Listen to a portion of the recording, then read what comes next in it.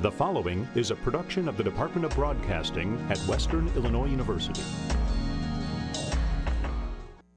We've learned more details about a weekend shooting. We'll tell you where it happened and what police are telling us so far.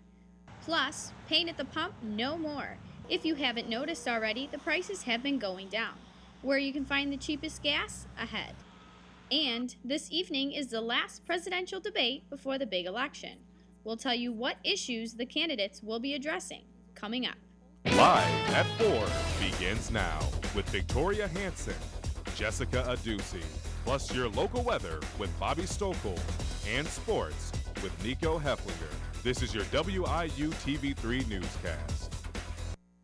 Good afternoon and welcome to Live at 4. I'm Jessica Adusi. And I'm Victoria Hansen. Our top story comes out of Macomb, where a man is recovering after being shot on the 500 block of Murray Street over the weekend.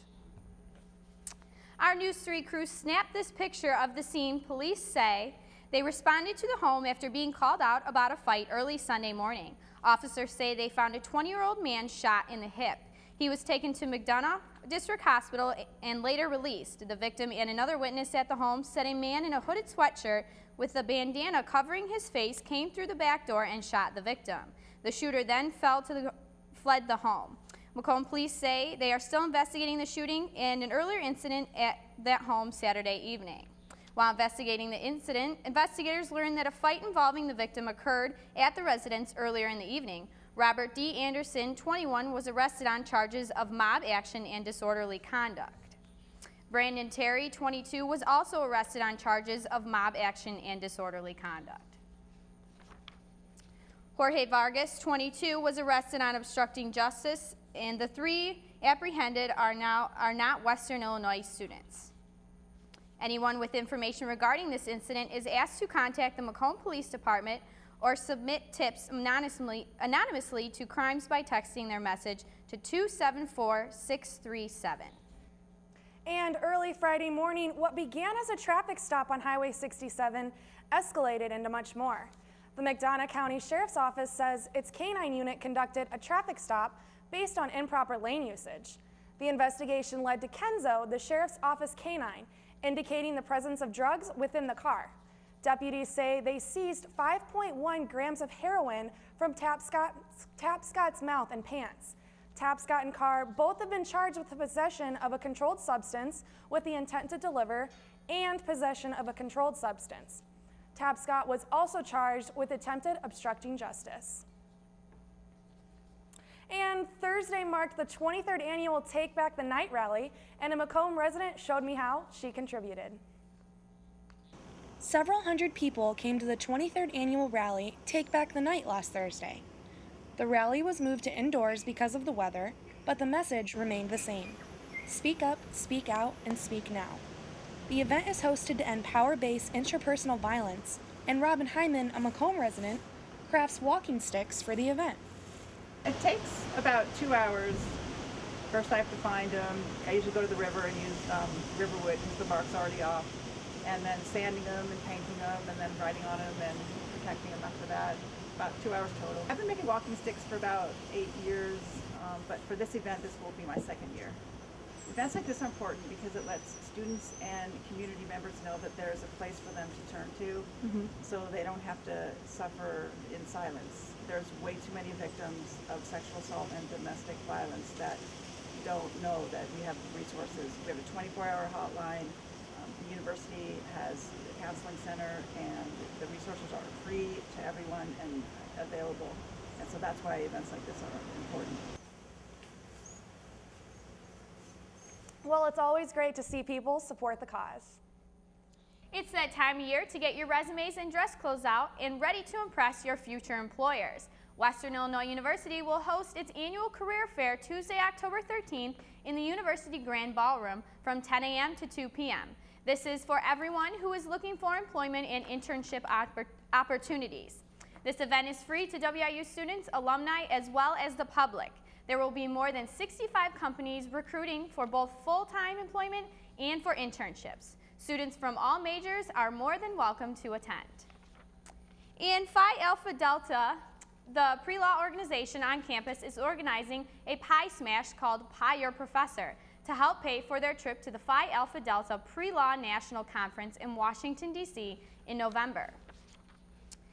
When people think October, they usually think Halloween or the changing of the leaves. Live at 4's Savannah Evans gives us another thing to think about during the month of October. There are millions of animals in shelters all across the nation. That's why it's important we acknowledge that October is National Adopt a Shelter Dog Month. The ASPCA encourages people to give the loving animals at your local animal shelter a chance rather than going to a breeder or puppy mill. McDonough County Animal Shelter's Assistant Animal Control Officer Laura Taylor couldn't agree more. There are numerous success stories where the best pet a family has ever owned came from a shelter, and these animals don't always come from the best circumstances. So we just need someone to provide them with love and understanding. Many dogs at shelters are already housebroken or trained. Unfortunately, many people assume if an animal is in a shelter, there is something wrong with it. This is simply not true. Many of these animals are in shelters because their owners were neglectful, couldn't take care of them, maybe moved away, or were even abusive. Keep in mind that these animals are terrified to be in this new environment, so don't be alarmed if they're a bit noisy. Although it's National Adopt a Shelter Dog Month, that doesn't mean that the kitties don't need a home too. Cats do have a month dedicated to them as well. June is National Adopt a Shelter Cat Month, but that doesn't mean you have to wait until then. According to the ASPCA, 5 to 7 million animals enter shelters each year, and 3 to 4 million are euthanized. 60% are dogs, and 70% are cats. So if you're looking to add a member to your family, first check your local animal shelter. You may just be able to save a life. For Live at 4, I'm Savannah Evans. Thanks, Savannah. Our McDonough County Animal Shelter is located right off Highway 67, just north of the WIU campus. And 2 fallen Western Illinois University alumni were honored for their military service with the creation of the Fallen Soldiers Scholarship Fund and a fundraising 5K run/walk. The WIU Foundation created the fund to honor Captain Derek Dabugai, who was killed in 2007 in Iraq, and Lieutenant Colonel Robert F. Baldwin, who was killed in 2010 in Afghanistan. This fund was a great way of honoring their sacrifices. They were 2 great soldiers and leaders to the ROTC participants who successfully completed the program, and then they lost their lives in Iraq and Afghanistan. Western Illinois University Arts Performing Society, along with the Forum and West Pierce Liquors, hosted their 4th annual Beer Fest this past Saturday. The Beer Fest offered more than 70 different beer tastings, including special release beers. The brews were organized on 15 different tables based on where the beers originated. There were beers for every palate.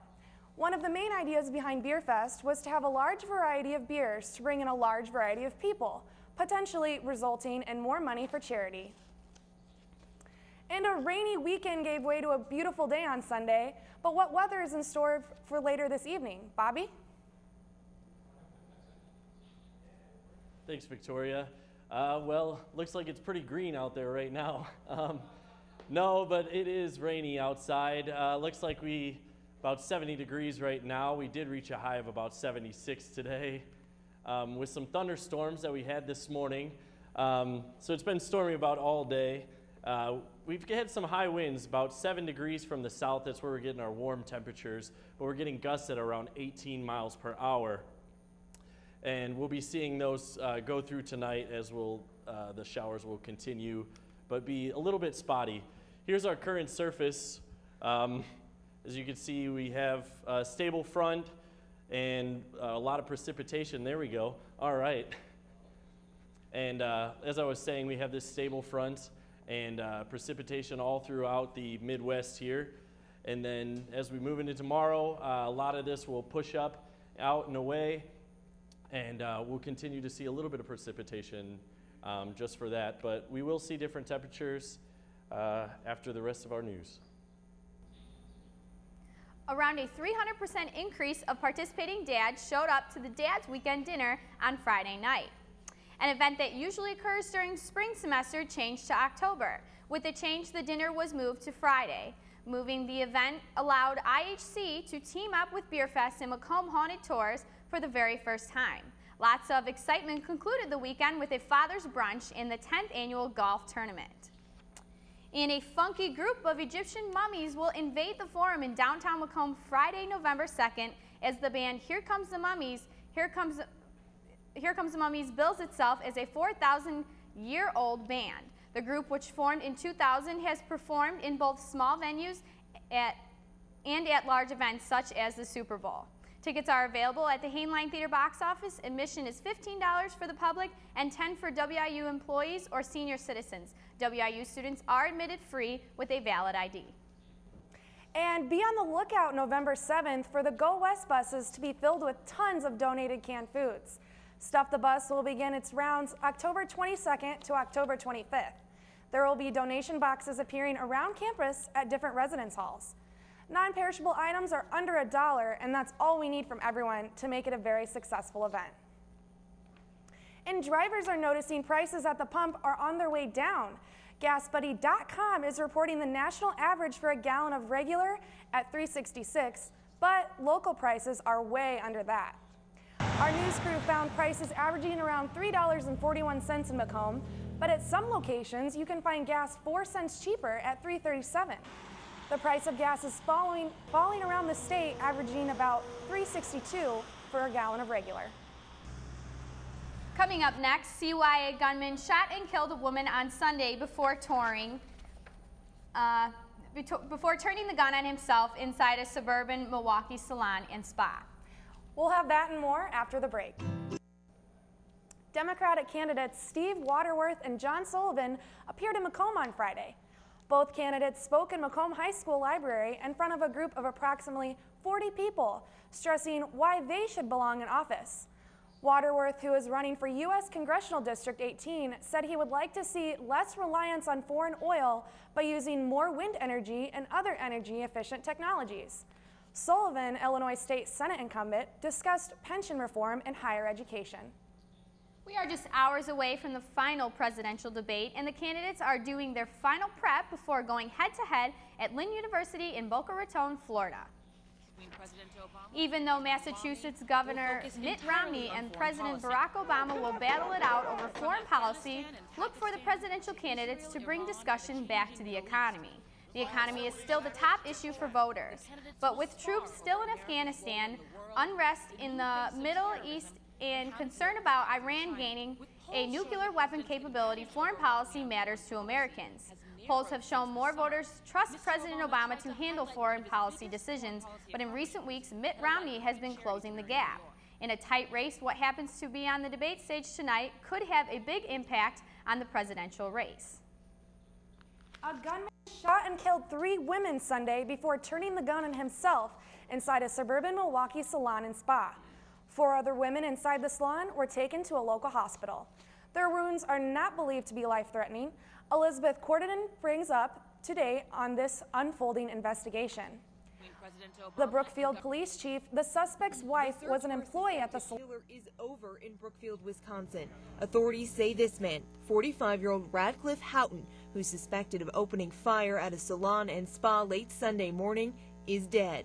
The only individual we were seeking in this matter has been found, and we believe him to be deceased by self-inflicted gunshot wound. There is no other suspects that we are seeking. Employees say they noticed the suspect was carrying a firearm when he entered the salon. They told police Houghton started shooting when they asked if he was going to rob them. The ordeal is being investigated as a possible domestic-related incident. The crime scene will remain active until SWAT teams can clear the entire area and ensure there is no further danger. But authorities emphasize the immediate threat is over. I want to assure the public that all is well, is safe. The shooting is not believed to be related to terrorism. President Obama convened a conference call Sunday afternoon with his top aides and members of the FBI and Homeland Security. The White House says investigators in Wisconsin have the full support of the federal government. I'm Elizabeth Cordonen reporting. According to the Brookfield police chief, the suspect's wife was an employee at the salon and spa. She had recently requested a restraining order against her husband. It's not clear if she was shot. At this time, police say they are still trying to identify all the victims. Lance Armstrong is losing the 7 cycling titles that made him a legend. The International Cycling Union announced today that Armstrong is being stripped of his Tour de France titles. The decision follows a finding this month by the U.S. Anti-Doping Agency. The agency says there's overwhelming evidence Armstrong was involved as a professional cyclist in the doping program. Armstrong has steadfastly maintained his innocence. Also, as a result of the agency finding Armstrong is losing sponsorships by Nike, Anheuser-Busch, and now Oakley. And coming up after the break, Bobby will have a look at your local forecast. That and more when we come back.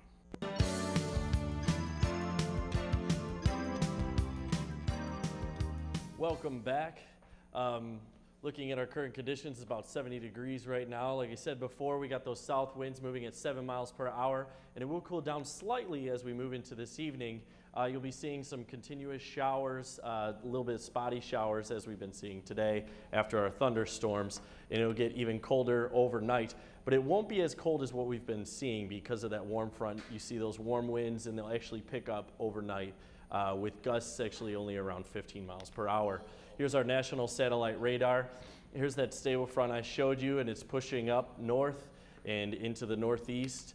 And here's our Midwest satellite radar. Here's what we saw this morning as far as thunderstorms and rain, and we will be seeing some from down here pushing up even more throughout the evening. Here's our surface analysis for Tuesday. We'll be seeing some spotty precipitation for tomorrow, moving into Wednesday, as it will be warming up even more as well over the next couple of days. Like I said, we'll be seeing some precipitation, a lot of clouds even on Wednesday.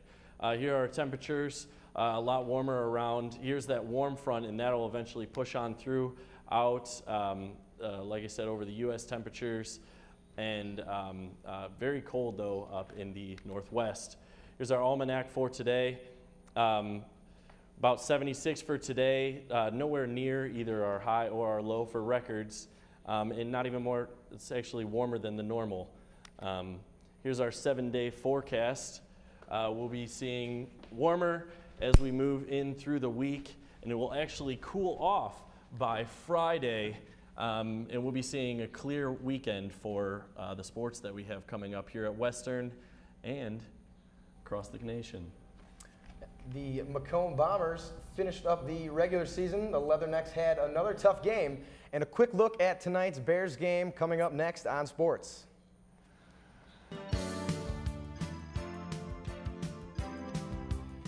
The Macomb Bombers took to Hanson Field Friday night in their season finale against the Quincy Notre Dame Raiders.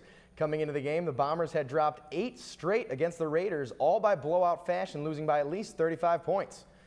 Heading into the highlights now, Bombers led by a strong performance by senior running back Jared Rockhold early on. Bounces this run to the outside, getting tackled within the 5-yard line. He scored on the following play, early lead for the Bombers. Second quarter midfield, Rockhold again, the pitch play.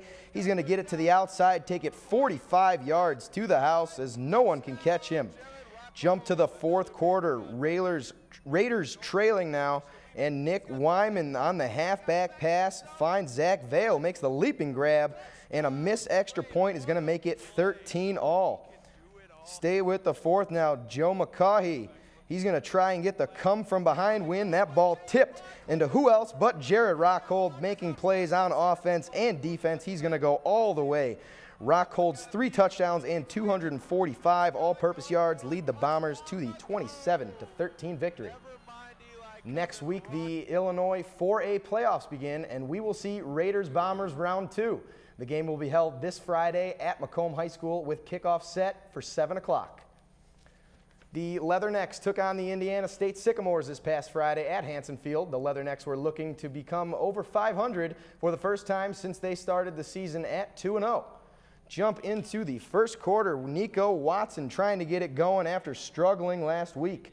And next possession, Will Lunt going to try and force this one. It's going to get tipped to Larry King, who gets the interception. He's going to run it deep into Leatherneck territory, breaking a tackle. But Charles Chestnut hustles after him, forces the fumble, and Western's able to retain possession. Later on, Richie Dyer on the end around gets a nice block, and he's going to take it in for the first score of the game. Sycamores eventually go up 13-0 now in the third. And that run by the Leathernecks going to bring up 4th down, and they are forced to punt. But that ball on this punt attempt will be muffed by the Sycamores, and David McDaniel recovers it in the end zone for his first career touchdown. Jump to the 4th quarter now, 13-7.